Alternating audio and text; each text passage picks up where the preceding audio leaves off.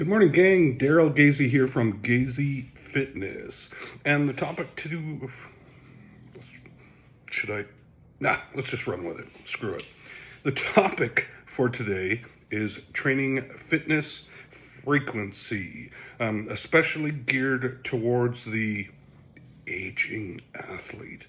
I'm talking about those men and women who are still looking to train hard and make progress and get some good gains when they are over 40 years old.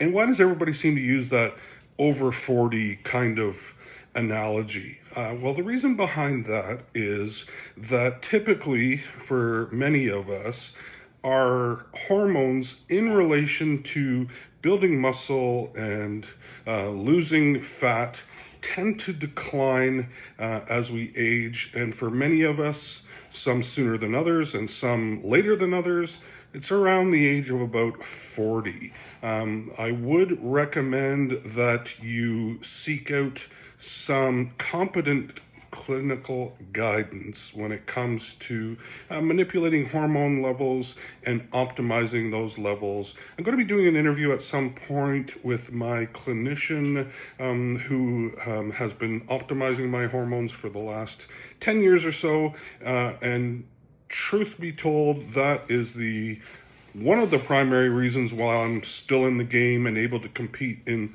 men's physique contests at the age of nearly 56 now. I get that discount at the drugstore, which is 20% off. We'll take that. So training frequency, training style. Do things have to change as we get older? The problem is, in our brain, we don't really want them to. We're always building a comparison of then versus now. And I know, even speaking, for myself, that I've had to make a number of adjustments, and those adjustments have been still very positive. I'm still able to gain lean muscle and still able to lose body fat, even though we are doing things slightly differently. When we're younger, we're typically able to recover from the workouts a lot more efficiently. Muscle soreness is not as much of a nagging issue. The potential for injuries is significantly reduced when we're younger.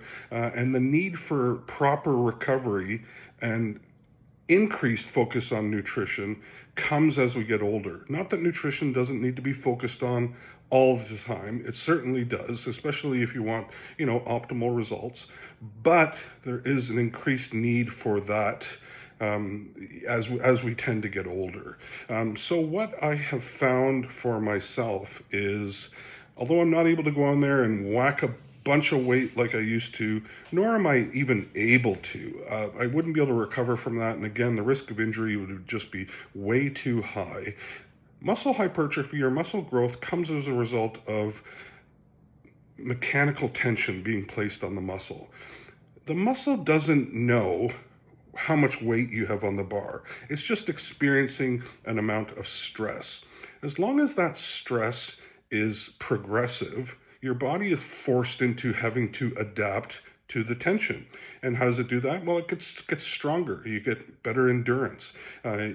You grow as a result of that. And that can come as a result of increasing the frequency of your workouts. Keep in mind that this is all based on your ability to recover. So when people say, well, how often should I go to the gym? My answer to that would be as often as you can, in relation to your ability to recover. If you're going a little bit lighter and you're not pushing yourself in the same way that you were when you're younger, yet you're still pushing yourself, you can likely go a little bit more frequently, but it doesn't beget the need to have proper nutrition, proper rest, proper recovery. That's always in there. If you find that you're lagging and your strength is decreasing, then the chances are pretty high that you need additional rest days from which to recover. If you find you're getting little nagging injuries or things are hurting a little bit more than they typically should, then again, you would need a little bit more rest. You can use different intensity techniques to create mechanical tension. First and foremost, proper strict form. When I go to the gym, this is barely ever employed by people. Typically don't see people training in a full range of motion, properly stretching the muscle. Think of an elastic band. When the elastic band isn't stretched, and that analogy is in relation to your muscle, with your muscle being the elastic band, when it's not stretched, or when it's not contracted, there's very little energy that it's creating or able to create. But when you pull it or stretch it, the tension gets stronger, the stress gets greater. So if you're training a stretched muscle, your chances for muscle hypertrophy and creating that mechanical tension are much higher. So that comes from proper exercise form. There's no reason nowadays, with the amount of resources that we have available to us, to not take a minute or two out of your day to watch a proper exercise video. There's a trillion of them out there, to learn what it is that you're doing right versus what it is that you're doing wrong. If you can't feel the focus muscle group that you're training while you're training it, and you're feeling all sorts of other muscle groups, then there's a strong chance that you need to have a look at your training to make sure that you're doing it properly and not necessarily exclusively isolating one muscle group, which is the key to this. When you want to train biceps, for example, you don't want to be utilizing shoulder. You don't want to be utilizing, muscle groups that aren't really coming into play to assist in that regard. So the training frequency is one. Load is obviously another one, the amount of weight that you use. If you're able to incrementally do the same amount of work with additional weight in proper form, with all those other factors in line, and you're not cheating and you're not using body momentum, and you're pausing at the top and pausing at the bottom of each rep, then you're creating a need for your body to adapt because you're using more weight. So now we have weight, we have frequency.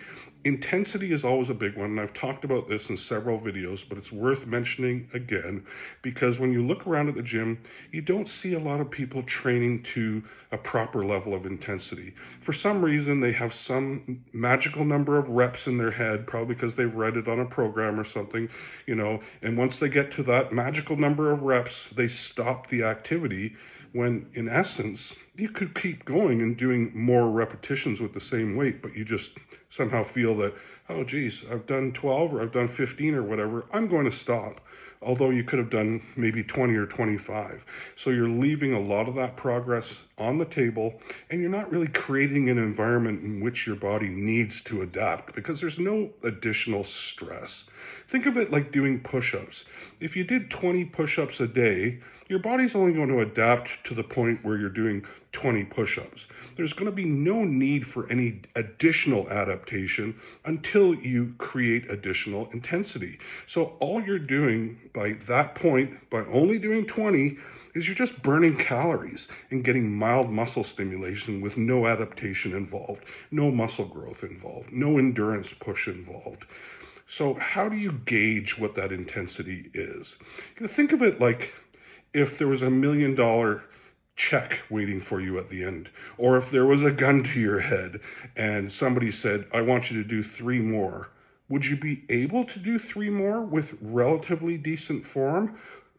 That's a great indication of whether you're training to intensity. I would love to see people coming within a few repetitions of failure. You don't necessarily need to go right to failure, because in that range, you're also kind of increasing the risk of injury. But what we tend to typically do when things get hard is when we stop. We stop the exercise because, oh, this is getting uncomfortable. I'm starting to feel some discomfort. We have to recognize the difference between pain and discomfort from the activity. There should be discomfort from the activity. And if you're doing it properly, it will never get easier, because you're increasing these intensity techniques in order to force adaptation continuously. Obviously, at some point, it's going to plateau because you can't continuously get stronger. You're not going to necessarily turn yourself into an Olympic powerlifter by doing this, but you'll certainly possibly get to a level where you're very content with the progress that you made, and you are able to maintain it by doing the same thing or slightly less. So we've got frequency, we've got intensity, duration is another one. Now I know that we all don't have the luxury of time, but if you're able to extend the length of your workout by increasing volume, by adding additional sets, by adding additional repetitions to each set, you're increasing the volume of the workload. Providing you're able to recover, I'm always going to come back to that, you will experience muscular adaptation. Your body's going to be forced to have to change in order to accommodate that. Frequency, intensity, duration. Those are three big ones. Exercise selection, exercise order, and the types of exercises that you're doing also play into it. Now, think of it like this. If you were to do just push-ups, you could do a certain number of push-ups and then you'd probably tank out. Of course you would. But let's say that you did a set of bench press beforehand and it was hard. And then right away you went to try to do push-ups. Of course you're going to be able to do significantly less because you've pre-exhausted the muscle group in question. So you're not able to create that same level of intensity with the push-ups if you didn't do the bench press. So using back-to-back exercises or supersets or giant sets where you're doing multiple exercises back-to-back is another intensity option for you to do. Also, by doing smaller muscle groups instead of bigger ones from time to time, like there will be times if I'm doing a push day, chest, shoulders, and triceps, where I will change the order in which I do them. So instead of doing chest first, which almost everyone does, and by the time you get to triceps, they're pretty much fatigued already, and you can't train them very hard because of the chest exercises or because of the shoulder exercises. So sometimes I'll put triceps first, or I'll put shoulders first. I will switch it around a little bit to kind of keep fresh on certain muscle groups and then be able to focus a different level of intensity at different stages of the training.